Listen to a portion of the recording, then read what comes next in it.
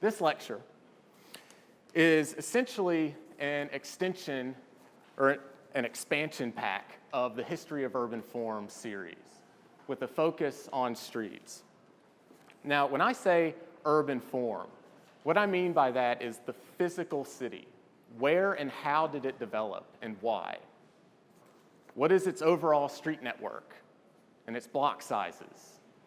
And how did the buildings start to form the street walls and outdoor rooms that we inhabit? So it's big picture stuff. So I've divided this presentation up into three parts. We're talking about the history of streets, their importance, and regulation.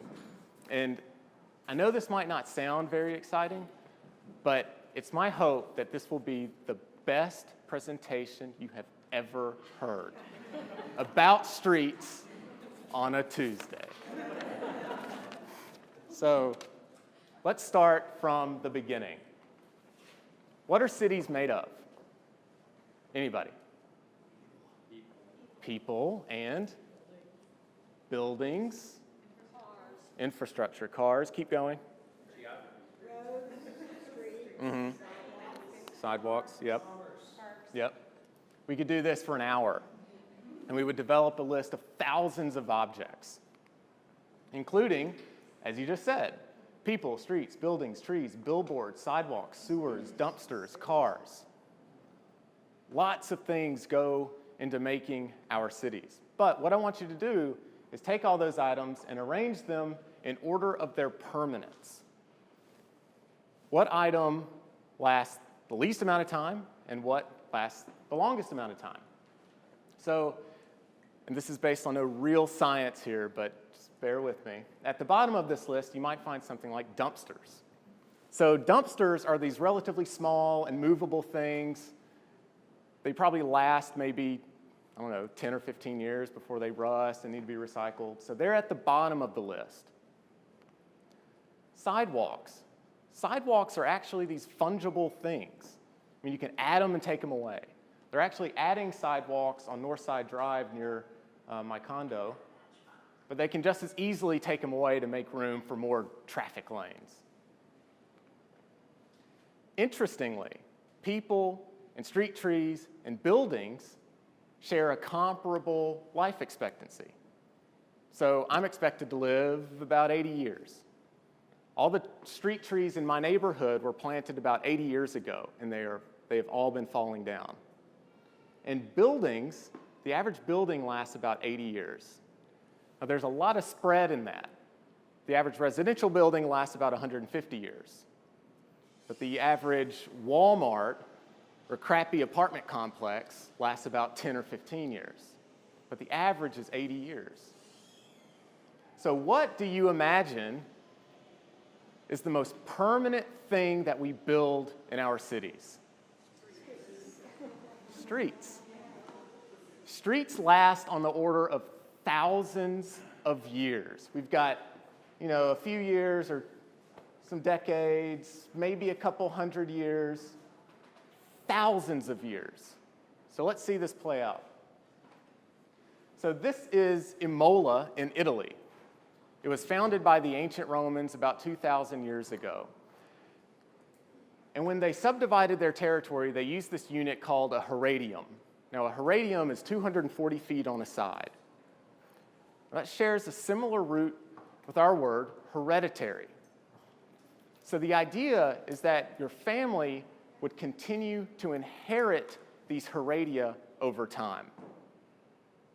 So everybody take a mindful moment and think about the last 2,000 years of our collective history. 2,000 years. We had the apex of the Roman Empire, and then its subsequent decline, and then we all retreated behind the walls of our medieval cities, and then we reemerged in the Renaissance, and then we had this Industrial Revolution, a couple world wars, and now we're all walking around with our iPhones. 2,000 years, and those heradia are still with us. It's my fancy graphics here. Now, think about that. These boundary lines that were established by the ancient Romans 2,000 years ago have been translated into farming plots and fences and building walls and streets. Now, when I say street, I don't mean the asphalt or sidewalk or lamppost or any of that. I mean the legal definition of a street, the public right-of-way. Those boundary lines that distinguish between public property and private property. The whole thing is the street, not just the thing we drive on. So here we are in Philadelphia in 1794. We've barely ratified the Constitution at this point. We've got, this is Broad Street. For those of you familiar with Philly, that's actually oriented north-south, but for the purpose of this lecture, I turned it to fit on the screen. So Broad Street here, we've got some piddly little houses and some farming plots. And as you move forward in time, as we discover steel and glass, and Otis brings us the elevator, and we can make skyscrapers, all of those things change. The population changed, technology changed, the buildings changed, everything changed. But what didn't change? The streets. Savannah. This is Decker Ward in Savannah, fresh off the boat in 1734. Piddly little houses here. Population increased, buildings fell down or were torn down, rebuilt. This is actually an old market, tore that down, turned it into a parking garage, turned that down, turned it into a park. They buried the parking garage underground. All of those things changed. But what didn't change? The streets. And here we are in Atlanta. This is downtown. So here's our happenstance intersection of our 3 railroads. And this is our train depot that was built over a natural spring. And by the way, this street here terminated into that spring. We know this street as Spring Street. And this patchwork of development that occurred because you've got these different land lots owned by these different developers, and they're all orienting their property toward the railroads. So that's how we get this random quilt of development downtown. And there we are today.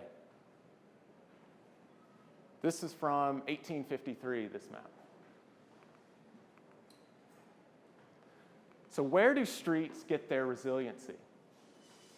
There's a lot of reasons, but you can break it down mostly into 2. First of all, they are collectively owned. We all own the streets. It's relatively easy for me to coerce a few people into doing what I want, but it's a lot harder for me to coerce a few million people into doing what I want. I can't just move a street. I'd have to get millions of people to buy into that. It's really hard to do. I've tried. I'm just kidding. Additionally, the legal network that we operate within is a function of our streets. So think about your front setback line. Where does that proceed from? The street. How do you get to your house? You get to it from the street. So we all have a collective ownership in this thing. And the fact that we all own these little bits of properties locks them into place. Additionally, they're simply inherited assets. We inherit these things. We've already got them. Why would we change them? They're really good at receiving investments over time. So you can have a rutted out dirt road, and then you can add some gravel. And then 20 years later, add some asphalt. And then 20 years later, add sidewalks. And then street lamps and street trees. You can continually invest in these things. You can improve them over time, so you might as well keep them. So it's because of these two things that after the Great Fire in 1666 in London that completely destroyed the city, Christopher Wren tried to create these new avenues, create this new street network to make it more efficient, because London has these cranky streets. Actually, a number of people tried to reconfigure the street network, and they couldn't succeed. They couldn't do it because of the legal ownership. It was going to be such a mess. They were already in a mess because everything was destroyed. But it was going to be such a mess to try to change that legal infrastructure, those property lines, and nothing changed. And it's why in San Francisco, in 1906, after the great earthquake, followed by the even greater fire, completely destroyed the city. And I mean completely. Look at this. The buildings that you see still standing here had to be torn down. They were so heavily damaged. In this case, interestingly, Daniel Burnham, who 3 years later would produce his famous plan, the Plan of Chicago, they had hired him to spend a year sitting up on top of a hill overlooking the city to develop, to dream. We want you to dream about how to improve the city. And so he proposed grand avenues and boulevards, civic centers, new parks, all these things. And he delivered that plan, the physical plan, 1 or 2 days before the earthquake hit. So they had a plan ready to go. And you think that this was an excellent opportunity to implement that plan. Think about it. All the buildings are gone. All the people are gone. All the land uses are wiped away. Everything. You've got a clean slate. No, you don't. Those streets are still there. Relatively little changed at all. So San Francisco and London and Savannah, what else did we talk about? Philadelphia. They're all relatively lucky because they have this network of streets that is amenable to producing good urbanism, just built into the plan. So what happens when your streets look like this? This is suburban Atlanta. Now hold on to that thought for a moment. Okay, so streets last a really long time. Who cares? I mean, what do they do for us? What do streets do for us? So this first item was sent to me by Captain Obvious. They connect us. Whether you're in Atlanta or Agra or Paris, we use streets to get around. We drive on them, we bike on them. Todd can strap on his rollerblades and head on over to 10th and Piedmont on streets. But let's appreciate them more than this. Streets provide access and they create frontage. Streets create street frontage. So when I go to Paris and I'm marveling at the city of Paris, I see Paris through its streets. Paris presents itself through its streets. The face of Paris are these buildings that front the street. So the more streets you have, the more street frontage you have, which means more front doors, more front yards, more storefronts. I can't think of any other front terms. More streets means more opportunities to open up your city to development, to produce these vibrant neighborhoods that we all want. Streets subdivide land into developable units. Some do this better than others. So I spend a lot of time on Google Earth. a lot of time. And if you've never been on Google Earth, you should absolutely download it and just tour around the world. It's really incredible. And now they have these 3D buildings, so you can tilt and zoom in, and it's amazing. But I just tour around the world, and I just measure everything. I mean, I'm an architect. It's what we do. It's dimensions. Dimensions are critical to everything that we do. And I came across this block, 280 feet by 520 feet rectangle. In Chicago, that block accommodates some condo buildings, some townhouses, some bungalows. In Amsterdam, the exact same block accommodates townhouses and a palace. In Buenos Aires, the exact same block accommodates apartments and a market. We could use the exact same block to accommodate the Kroger over here on Howell Mill and most of its parking. How the hell does this happen? How can the exact same block accommodate all these things, all these different cultures, different languages, different building types, different land uses? And it does this because all these things, houses, CVS, skyscrapers, they're all based on the same dimensional DNA. 94% of what we build, don't quote me on that number, I'm making that up. 94% of what we build is based on the same dimensional DNA. You can't fit an airport in here. I don't know about Ponce City Market. I don't know how big this is. But you can fit the vast majority of what we build in a block 280 by 520 feet on the side. Incredible. Streets contain our public utilities. David Macaulay developed this wonderful book called Underground. Beautiful drawings. And he peels back the asphalt of New York streets to show you what happens underneath our streets.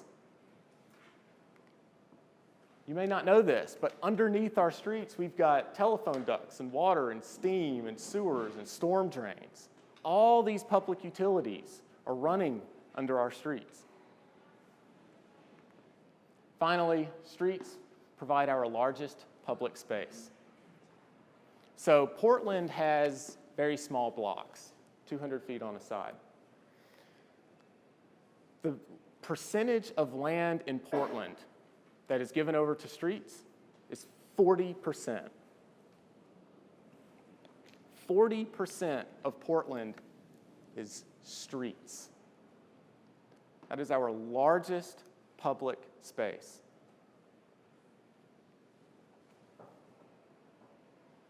Edward Bassett, one of my heroes, father of zoning and developed the first comprehensive plan in New York in 1916, said this: civilized community needs streets for sewers, water supply, gas, and electricity. This relates to the public health and comfort.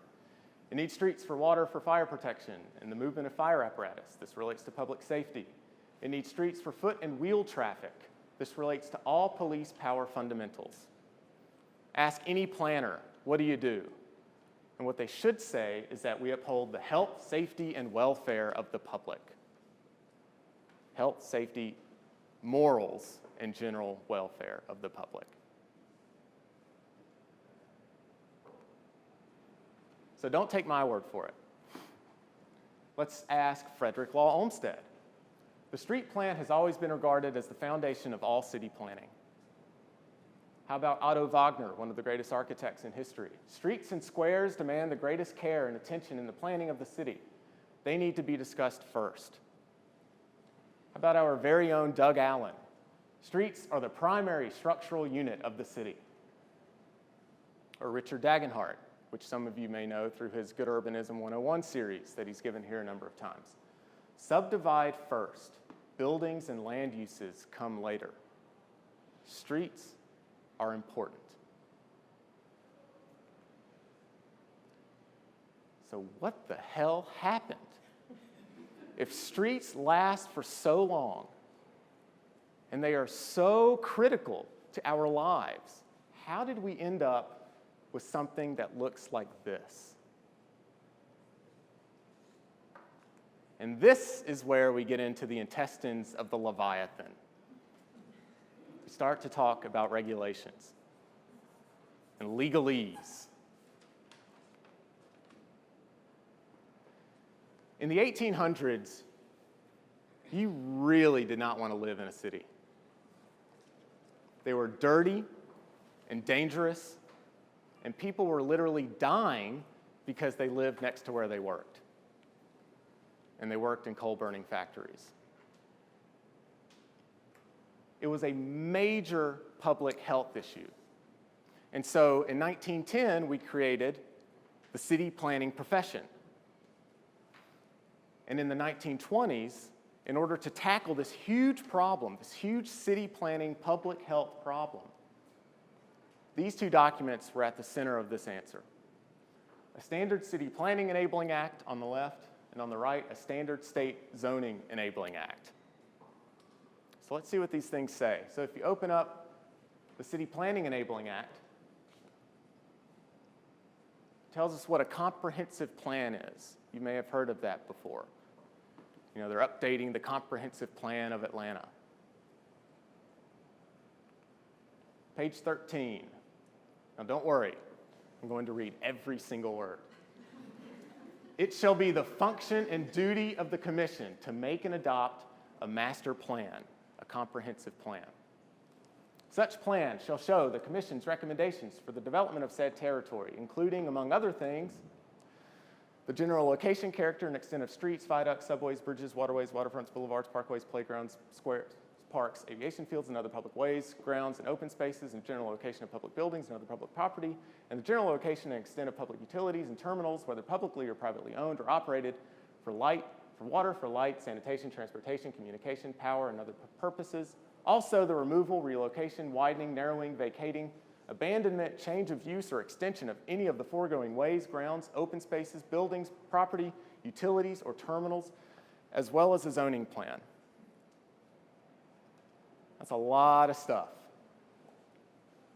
But you can break it down into public ways, public buildings, public property, public utilities, and zoning.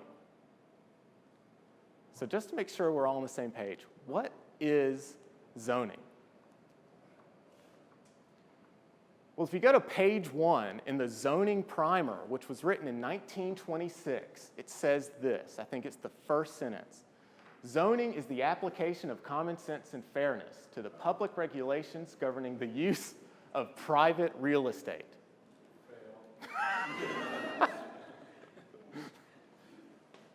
Let's focus on the orange words here. Private real estate. So if we go back to our list, you'll notice that we've got public stuff and private stuff. And this is exactly how they broke up or they divided the city planning problem in these two acts. The City Planning Enabling Act deals with all public property. The Standard State Zoning Enabling Act deals with all private property. Public, private. When you reduce a city down to its essence, this is what you end up with. Public property and private property.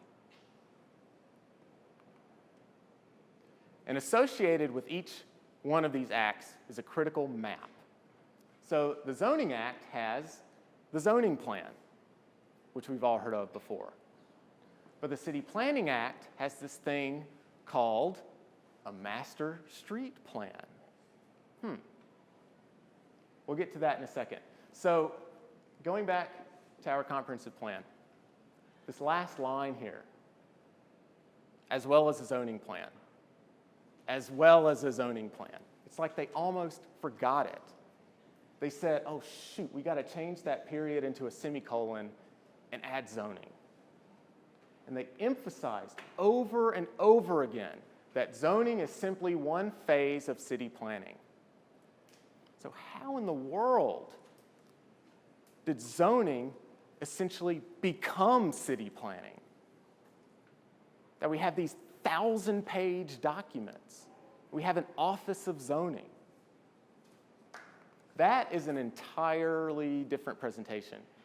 But in 1947, here's a hint. In 1947, in Bishop versus the Board of Zoning Appeals of the City of New Haven, the court redefined comprehensive plan to be a general plan to control and direct the use and development of property in a municipality by dividing it into districts according to the present and potential use of the properties. Use, land use, zoning. So according to this definition, you no longer needed this master street plan thing. You just focus on zoning. So what is a master street plan? A master street plan is a plat depicting current and future streets within a jurisdiction. So what that means, within your jurisdiction, within your town or city, within the boundaries of that thing, you plan every single street that you are ever going to build again all at once. That sounds ridiculous. But it happened. The most famous example of a master street plan is the 1811 map of Manhattan. That shows the general location, character, and extent of streets. They just rolled this carpet of urbanism up the entire island. And the commissioners in 1811 thought, they wrote this down. They said, it's going to be 1,000 years before this plan is realized. It actually took about 130. But think about that, 130 years of Manhattan's rate of growth to develop this plan. So it's not just a suggestion. They didn't, this map, it's incredible. It's 7 feet long. But even then, it's not enough to be a useful tool. So what do? You hire a surveyor and you tell them to go out there and to actually plat the streets.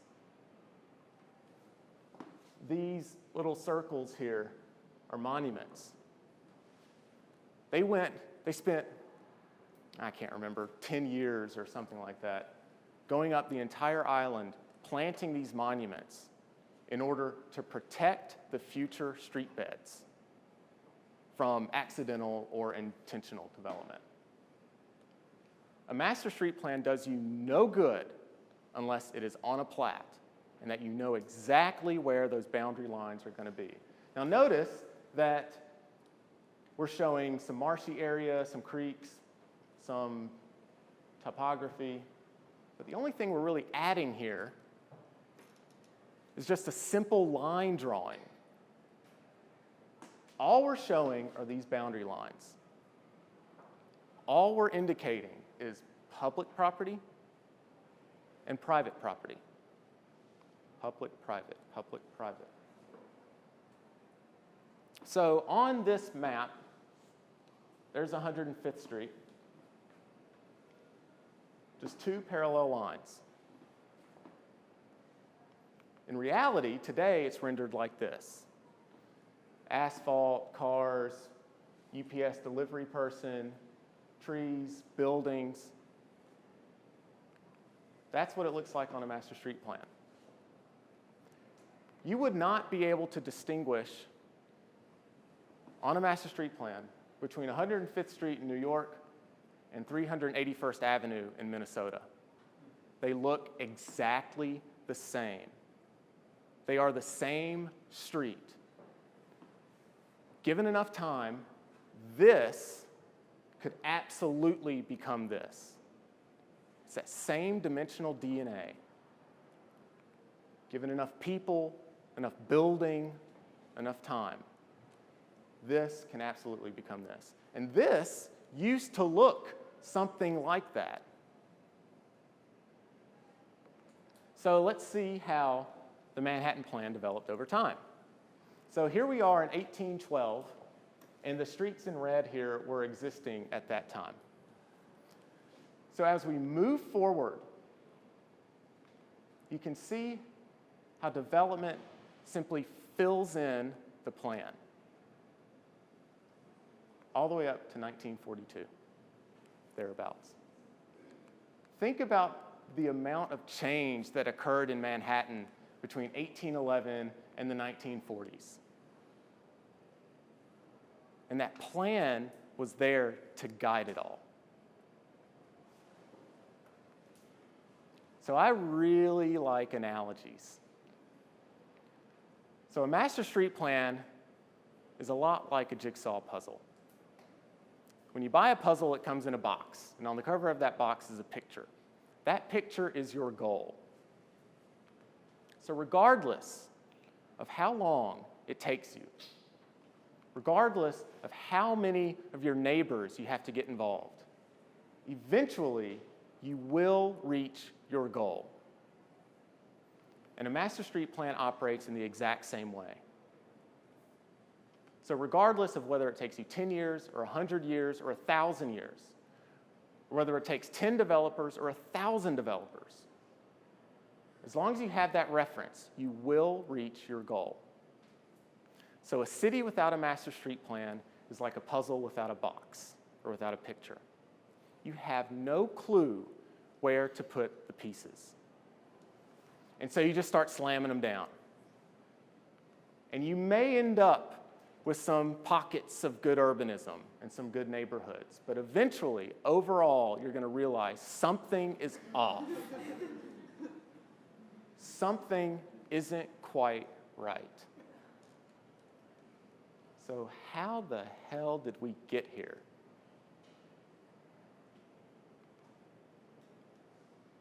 It has something to do with what I call the zoning first development process. So let's take this hypothetical scenario here at the intersection of two crossroads, Highway 154 and Old Farm Road, Gesundheit, with some abutting parcels. Now, what's the first thing you do in the zoning first development process? You zone it. You say, I want residential here, I want commercial here, and I want office over there. And then only after that do you begin to subdivide on a parcel by parcel basis. But you end up with a street network that has no additional connectivity because you are bounded by your parcel. You've got more people, you've got more buildings, you've got more land uses, but you don't have more connectivity. And so all this new development just latches on to the existing network. And so what happens when you add a lot more cars to an existing road? They got to get bigger. Additionally, what if, for whatever reason, this residential neighborhood, let's say every house was a meth lab or something, it needed to be redeveloped to commercial. You will never find a convenience store at the end of a cul-de-sac. Cul-de-sacs are great at accommodating quiet, single-family detached houses, but that's it. If you want to redevelop this commercial, you've got to start over. But that's a real pain. So more than likely, you're just going to develop out here, and you're going to get this leapfrog suburbanization that we've seen. So here's our pattern that materializes when you zone first and subdivide second. So does this pattern connect us? No, it minimizes connections. Does it provide access? It minimizes access. It minimizes street frontage. Does it subdivide land into redevelopable units? Nope. Does it contain our public utilities? Kind of, but let's just mark it out. Does it provide public space? It minimizes public space. And when's the last time you went on a stroll on Buford Highway? It's terrible public space. So what's the alternative? Streets first development process. Okay, so let's look at the same existing hypothetical scenario here with the abutting parcels. So what's the first thing you do in the streets first development process? You determine where the streets are going to go. And then only after that do you zone it. And so this way, as development occurs, you know that you're going to end up with a network that has built-in connectivity, built-in walkability, built-in adaptability, so that in the future, when things change, and things will change, as much as we try to fight against it, and we want to preserve the residential character of our neighborhoods, things change. More people move in. We need more buildings. And so you can zone it this way, or this way, or this way. And it all works because all of these blocks are a function of that dimensional DNA that I mentioned. So the benefits of a master street plan: they free up municipal resources. As a pre-approved subdivision plat, a master street plan streamlines the review process. This allows planning authorities to focus on other issues, like affordability and housing and all that stuff. We have to constantly review all these subdivision applications. But if you do it all at once, you're done. And if the developer wants to change it, then they can do so, but they have to submit a variance. It saves developers time and money. As a pre-approved subdivision plat, developers can get their projects completed more quickly and at a reduced cost. And sure, they'll pocket some of the money, but they'll pass some of the savings on to you. It's prescriptive. No more rolling the dice with connectivity metrics or parcel-by-parcel subdivision reviews. Once a master street plan is established, you know what form the city will eventually take. And finally, it guides incremental development. While a master street plan is established up front, its execution occurs over decades and centuries. As the city grows, a master street plan is there to guide that growth.